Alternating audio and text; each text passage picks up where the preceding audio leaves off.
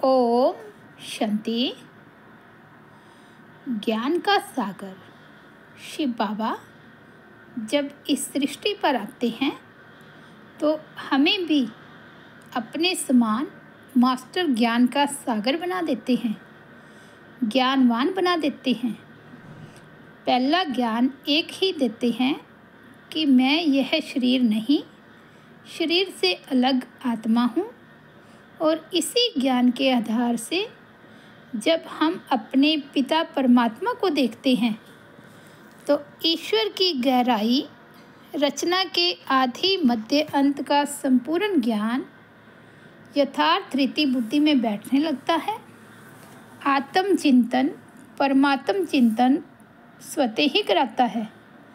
तो इससे आत्मा का जो ज्ञान का तीसरा नेत्र खुलता है वह खुलता ही जाता है। ये आत्म चिंतन हमें कैसे करना है, कैसे ज्ञान का प्रत्यक्ष स्वरूप बनना है, ज्ञान का मनन चिंतन करके स्वयं को ज्ञान का प्रतिरूप कैसे बनाना है, उस प्रकाष्ठता तक कैसे पहुंचना है, आज की मुरली हमें यथार्थ रीति बता रही है। तो सुनते हैं बाबा के मधुर महावाक्य। आज है 9 नवंबर 2024। बाबा की महावाक्य। मीठे बच्चे, बाप आया है तुम बच्चों को भक्ति तो आत्मा से, ज्ञानी तो आत्मा बनाने, पति से पावन बनाने। आज का प्रश्न है, ज्ञानवान बच्चे किस चिंतन में सदा रहते हैं? उत्तर है, मैं अविनाशी आत्मा हूँ, यह शरीर विनाशी है। मैंने 84 शरीर धारण किए हैं, अब ये अंतिम जन्म है। आत्मा कभी छोटी बड़ी नहीं होती है, शरीर ही छोटा बड़ा होता है। ये आंखें शरीर में हैं, लेकिन इनसे देखने वाली मैं आत्मा हूँ। बाबा आत्माओं को ही ज्ञान का तीसरा नेत्र देते हैं। वे भी जब तक शरीर का आधार न ले तब तक पढ़ा नहीं सकते। ऐसा चिंतन ज्ञानवान बच्चे सदा करते हैं। ओम शांति। यह किसने कहा? आत्मा ने, अविनाशी आत्मा ने कहा शरीर द्वारा। शरीर और आत्मा में कितना फर्क है? शरीर 5 तत्वों का इतना बड़ा पुतला बन जाता है, भले छोटा भी है तो भी आत्मा से तो जरूर बड़ा है। पहले तो एकदम छोटा पिंड होता है, जब थोड़ा बड़ा होता है तब आत्मा प्रवेश करती है। बड़ा होते होते फिर इतना बड़ा हो जाता है। आत्मा तो चैतन्य है ना, जब तक आत्मा प्रवेश न करे तब तक पुतला कोई काम का नहीं रहता है। कितना फर्क है। बोलने चलने वाली भी आत्मा ही है, वह इतनी छोटी सी बिंदी ही है, वह कभी छोटी बड़ी नहीं होती, विनाश को नहीं पाती। जब यह परमात्मा बाप ने समझाया है कि मैं अविनाशी हूँ और यह शरीर विनाशी है, उसमें मैं प्रवेश कर पार जाता हूँ। यह बातें तुम अभी चिंतन में लाते हो। आगे तो न आत्मा को जानते थे न परमात्मा को जानते थे, सिर्फ कहने मात्र कहते थे हे परमपिता परमात्मा। आत्मा भी समझते थे, परंतु फिर भी कोई ने कहा तुम परमात्मा हो। यह किसने बतलाया? इन भक्ति मार्ग के गुरुओं और शास्त्रों ने। सतयुग में तो कोई बतलाएंगे नहीं। अभी बाप ने समझाया है तुम मेरे बच्चे हो। आत्मा नेचुरल है, शरीर अननेचुरल मिट्टी का बना हुआ है। जब आत्मा है तो बोलती चलती है। अभी तुम बच्चे जानते हो, हम आत्माओं को बाप आकर समझाते हैं। निराकार शिव बाबा इस संगम युग पर ही इस शरीर द्वारा आकार सुनाते हैं। ये आंखें तो शरीर में रहती ही है। अभी बाप ज्ञान चक्षु देते हैं। आत्मा में ज्ञान नहीं है तो अज्ञान चक्षु है। बाप आते हैं तो आत्मा को ज्ञान चक्षु मिलते हैं। आत्मा ही सब कुछ करती है। आत्मा कर्म करती है शरीर द्वारा। अभी तुम समझते हो बाप ने यह शरीर धारण किया है। अपना भी राज बताते हैं। सृष्टि के आदि मध्य अंत का राज भी बताते हैं। सारे नाटक का भी नॉलेज देते हैं। आगे तुमको कुछ भी पता नहीं था। हाँ, नाटक जरूर है। सृष्टि का चक्र फिरता है, परंतु कैसे फिरता है यह कोई नहीं जानते हैं। रचयिता और रचना के आदि मध्य अंत का ज्ञान अभी तुमको मिलता है। बाकी तो सब है भक्ति। बाप ने आकर तुमको ज्ञानी तू आत्मा बनाते हैं। आगे तुम भक्ति तू आत्मा थे। तुम आत्मा भक्ति करते थे। अभी तुम आत्मा ज्ञान सुनते हो। भक्ति को कहा जाता है अंधियारा। ऐसे नहीं कहेंगे। भक्ति से भगवान मिलता है। बाप ने समझाया है भक्ति का भी पार्ट है, ज्ञान का भी पार्ट है। तुम जानते हो हम भक्ति करते थे तो कोई सुख नहीं था। भक्ति करते धक्का खाते रहते थे। बाप को ढूंढते थे। अभी समझते हो यज्ञ तप दान पुण्य आदि जो कुछ करते हैं, ढूंढते ढूंढते धक्का खाते खाते तंग हो जाते हैं। तमो प्रधान बन जाते हैं, क्योंकि गिरना होता है ना। झूठे काम करना, छीछी होना होता है। पतित भी बन गए। ऐसे नहीं कि पावन होने के लिए भक्ति करते थे। भगवान से पावन बनने बगैर हम पावन दुनिया में जा नहीं सकेंगे। ऐसे नहीं कि पावन बनने बगैर भगवान से नहीं मिल सकते। भगवान को तो कहते हैं आकर पावन बनाओ। पतित ही भगवान से मिलते हैं पावन होने के लिए। पावन से तो भगवान मिलता नहीं। सतयुग में थोड़े ही इन लक्ष्मी नारायण से भगवान मिलता है। भगवान आकर के तुम पतितों को पावन बनाते हैं और तुम यह शरीर छोड़ देते हो। पावन तो इस तमो प्रधान पति सृष्टि में रह नहीं सकते। बाप तुमको पावन बनाकर गुम हो जाते हैं। उनका पार्ट ही ड्रामा में वंडरफुल है। जैसे आत्मा देखने में आती नहीं है, भल साक्षात्कार होता है तो भी समझ ना सके, और तो सबको समझ सकते हैं। यह फलाना है, यह फलाना है, याद करते हैं। चाहते हैं फलाने का चैतन्य में साक्षात्कार हो, तो कोई मतलब नहीं और कोई भी मतलब नहीं है। अच्छा, चैतन्य में देखते हो फिर क्या? साक्षात्कार हुआ फिर तो गुम हो जाएगा। अल्पकाल क्षणभंगुर सुख की आश पूरी हुई, उसको कहा जाएगा अल्प क्षणभंगुर सुख। साक्षात्कार की चाहना थी, वह मिला। बस यहाँ तो मूल बात है पति से पावन बनने की। पावन बनेंगे तो देवता बन जाएंगे, अर्थात स्वर्ग में चले जाएंगे। शास्त्रों में तो कल्प की आयु लाखों वर्ष लिखती है। समझते हैं कलयुग में अर्जुन 40,000 वर्ष पड़े हैं।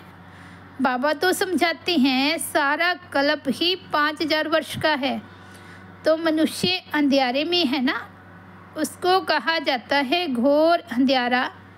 ज्ञान कोई में है नहीं, वह सब है भक्ति। रावण जब से आता है तो भक्ति भी उनके साथ है, और जब बाप आते हैं तो उनके साथ ज्ञान है। बाप से एक ही बार ज्ञान का वर्षा मिलता है, घड़ी घड़ी नहीं मिल सकता। वहाँ तो तुम कोई को ज्ञान देते नहीं, दरकार ही नहीं। ज्ञान उनको मिलता है जो अज्ञान में है। बाप को कोई भी जानते ही नहीं। बाप को गाली देने बगैर कोई बात ही नहीं करते। यह भी तुम बच्चे अभी समझते हो। तुम जानते हो ईश्वर सर्वव्यापी नहीं है, वह हम आत्माओं का बाप है। और वे कहते हैं, बाबा कहते, तुम अभी जानते हो ईश्वर सर्वव्यापी नहीं है, वह हम आत्माओं का बाप हैं। और वह कहते कि नहीं, परमात्मा ठीकर भीतर में है। तुम बच्चों ने अच्छी रीति समझा है। भक्ति बिल्कुल अलग चीज़ है, उनमें जरा भी ज्ञान नहीं होता। समय ही सारा बदल जाता है। भगवान का भी नाम बदल जाता है, फिर मनुष्यों का भी नाम बदल जाता है। पहले कहा जाता है देवता, फिर क्षत्रिय, वैश्य, शूद्र। वे दैवी गुणों वाले मनुष्य हैं और ये है आसुरी गुणों वाले मनुष्य। बिल्कुल छीछी हैं। गुरु नानक ने भी कहा है, असंख्य चोर मनुष्य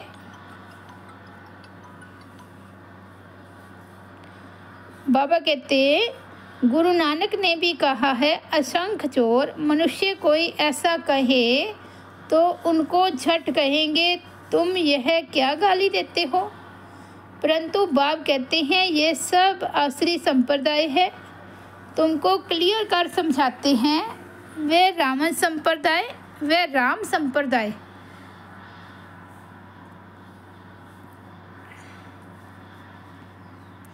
गांधी जी भी कहते थे, हमको राम राज्य चाहिए।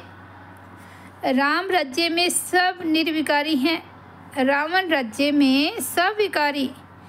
इनका नाम ही है विशाल्य, रौरव नरक है ना। इस समय के मनुष्य विषय वैतरणी नदी में पड़े हैं। मनुष्य, जानवर आदि सब एक समान है। मनुष्य की कोई भी महिमा नहीं है। 5 विकारों पर तुम बच्चे जीत पाकर मनुष्य से देव पद पाते हो, बाकी सब खत्म हो जाते हैं। देवताएं सतयुग में रहते थे, अभी इस कलयुग में असुर रहते हैं। असुरों की निशानी क्या है? 5 विकार। देवताओं को कहा जाता है संपूर्ण निर्विकारी और असुरों को कहा जाता है संपूर्ण विकारी। वह है 16 कला संपूर्ण और यहाँ 9 कला। सबकी कला काया चट हो गई है। अब यह बाप बच्चों को बैठ समझाते हैं। बाप आते भी हैं पुरानी आसुरी दुनिया को चैलेंज करने। रावण राज्य वैशाल्य को शिवालय बनाते हैं। उन्होंने तो यहाँ ही नाम रख दी है त्रिमूर्ति हाउस, त्रिमूर्ति रोड। आगे थोड़े ही ये नाम थे। अब होना क्या चाहिए? यह सारी दुनिया किसकी है? परमात्मा की है ना। परमात्मा की दुनिया है तो आधा कल्प पवित्र, आधा कल्प अपवित्र रहती है। क्रिएटर तो बाप को कहा जाता है ना, तो उनकी ही यह दुनिया हुई ना। बाप समझाते हैं, मैं ही मालिक हूँ, मैं बीज रूप चैतन्य ज्ञान का सागर हूँ। मेरे में सारा ज्ञान है और कोई में नहीं। तुम समझ सकते हो इस सृष्टि चक्र के आदि मध्य अंत का नॉलेज बाप में ही है। बाकी तो सब हैं गपोड़े। मुख्य गपोड़ा बहुत खराब है, जिसके लिए बाप उलाहना देते हैं। तुम मुझे ठीकर भीतर कुत्ते बिल्ली में समझ बैठे हो। तुम्हारी क्या दुर्दशा हो गई है। नई दुनिया के मनुष्य और पुरानी दुनिया के मनुष्यों में दिन रात का फर्क है। आधा कल्प से लेकर अपवित्र मनुष्य पवित्र देवताओं को माथा टेकते हैं। यह भी बच्चों को समझाया है। पहले पहले पूजा होती है शिव बाबा की, जो शिव बाबा ही तुमको पुजारी से पूज्य बनाते हैं। रावण तुमको पूज्य से पुजारी बनाते हैं। फिर बाप ड्रामा अनुसार तुमको पूज्य बनाते हैं। रावण आदि ये सब नाम तो है ना। दशहरा जब मनाते हैं तो कितने मनुष्यों को बाहर से बुलाते हैं, परंतु अर्थ कुछ नहीं समझते। देवताओं की कितनी निंदा करते हैं। ऐसी बातें तो बिल्कुल है नहीं। जैसे कहते हैं ईश्वर नाम रूप से न्यारा है अर्थात नहीं है, वैसे यह जो कुछ खेल आदि बनाते हैं वह कुछ भी है नहीं। ये सब है मनुष्यों की बुद्धि। मनुष्य मत को आश्री मत कहा जाता है। यथा राजा रानी तथा प्रजा सब ऐसे बन जाते हैं। इनको कहा ही जाता है डेविल वर्ड। सब एक दो को गाली देते रहते हैं।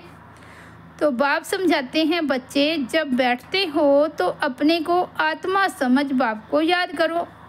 तुम अज्ञान में थे तो परमात्मा को ऊपर में समझते थे। अभी तो जानते हो बाप यहाँ आया हुआ है तो तुम ऊपर में नहीं समझते हो। तुमने बाप को यहाँ बुलाया है इस तन में। तुम जब अपने अपने सेंटर्स पर बैठते हो तो समझेंगे शिव बाबा मधुबन में इनके तन में है। बाकी भक्ति मार्ग में तो परमात्मा को ऊपर में मानते थे। हे भगवान, अभी तुम बाप को कहाँ याद करते हो? क्या बैठकर याद करते हो? तुम जानते हो ब्रह्मा के तन में है तो जरूर यहाँ याद करना पड़ेगा। ऊपर में तो है नहीं, यहाँ आया हुआ है पुरुषोत्तम संगम युग पर। बाप कहते हैं तुमको इतना ऊंच बनाने मैं यहाँ आया हूँ। तुम बच्चे यहाँ याद करेंगे, भगत ऊपर में याद करेंगे। तुम भल विलायत में होंगे तो भी कहेंगे ब्रह्मा के तन में शिव बाबा है। तन तो जरूर चाहिए ना। कहाँ भी तुम बैठे होंगे तो जरूर यहाँ याद करेंगे। ब्रह्मा के तन में ही याद करना पड़े। कई बुद्धिहीन ब्रह्मा को नहीं मानते हैं। बाबा ऐसे नहीं कहते ब्रह्मा को याद न करो। ब्रह्मा बिगर शिव बाबा कैसे याद पड़ेगा? बाप कहते हैं मैं इस तन में हूँ, इसमें मुझे याद करो। इसलिए तुम बाप और दादा दोनों को याद करते हो। बुद्धि में यह ज्ञान है, इनकी अपनी आत्मा है। शिव बाबा को तो अपना शरीर नहीं है। बाप ने कहा है मैं इस प्रकृति का आधार लेता हूँ। बाप बैठ सारे ब्रह्मांड और सृष्टि के आदि मध्य अंत का राज समझाते हैं और कोई ब्रह्मांड को जानते ही नहीं। ब्रह्म जिसमें हम और तुम रहते हो, सुप्रीम बाप नॉन सुप्रीम आत्माएं रहने वाली उस ब्रह्मलोक शांति धाम की है। शांति धाम बहुत मीठा नाम है। यह सब बातें तुम्हारी बुद्धि में है। हम असुल के रहवासी ब्रह्म तत्व के हैं, जिसको निर्वाण धाम वानप्रस्थ कहा जाता है। ये बातें अभी तुम्हारी बुद्धि में हैं। जब भक्ति है तो ज्ञान का अक्षर नहीं। इनको कहा जाता है पुरुषोत्तम संगम युग। जबकि चेंज होती है। पुरानी दुनिया में असुर रहते हैं, नई दुनिया में देवताएं रहते हैं। तो उनको चेंज करने के लिए बाप को आना पड़ता है। सतयुग में तुमको कुछ भी पता नहीं रहेगा। अभी तुम कलयुग में हो तो भी कुछ पता नहीं है। जब नई दुनिया में होंगे तो भी इस पुरानी दुनिया का कुछ पता नहीं होगा। अभी पुरानी दुनिया में हो तो नई का मालूम नहीं है। नई दुनिया कब थी पता नहीं, वह तो लाखों वर्ष कह देते हैं। तुम बच्चे जानते हो बाप इस संगम युग पर ही कलप कलप आते हैं, आकर इस वैरायटी झाड़ का राज समझाते हैं। और ये चक्कर कैसे फिरता है वह भी तुम बच्चों को समझाते हैं। तुम्हारा धंधा ही है यह समझने का। बाबा कहते तुम्हारा धंधा ही है ये समझने और समझाने का। अब एक एक को समझाने से तो बहुत टाइम लग जाए, इसलिए अभी तुम बहुतों को समझाते हो, बहुत समझते हैं। ये मीठी मीठी बातें फिर बहुतों को समझानी है। बाबा कहते ये मीठी मीठी बातें फिर बहुतों को समझानी है। तुम प्रदर्शनी आदि में समझाते हो ना, अब शिव जयंती पर भी और अच्छी तरह से सबको बुलाकर समझाना है। खेल की ड्यूरेशन कितनी है तुम तो एक्यूरेट बताएंगे। यह टॉपिक हुई ना।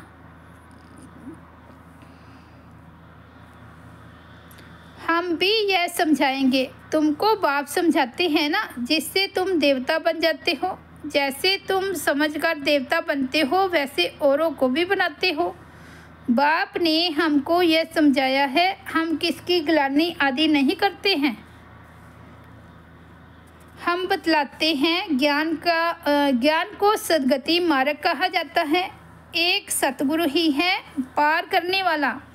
ऐसी मुख्य पॉइंट्स निकाल कर के समझाओ। ये सारा ज्ञान बाप के सिवाय कोई दे नहीं सकता। अच्छा, मीठे मीठे सिकिलते बच्चों प्रति माता पिता बाप दादा का याद प्यार और गुड मॉर्निंग। रूहानी बच्चों को नमस्ते। हम रूहानी बच्चों की रूहानी बाप दादा को याद प्यार गुड मॉर्निंग और नमस्ते। धारणा के लिए मुख्य सार। फर्स्ट पॉइंट है, पुजारी से पूज्य बनने के लिए संपूर्ण निर्विकारी बनना है। ज्ञानवान बन स्वयं को स्वयं ही चेंज करना है। अल्पकाल सुख के पीछे नहीं जाना है। सेकंड पॉइंट है, बाप और दादा दोनों को ही याद करना है। ब्रह्मा बगैर शिव बाबा याद आ नहीं सकता। भक्ति में ऊपर याद किया, अभी ब्रह्मा तन में आया है तो दोनों ही याद आने चाहिए।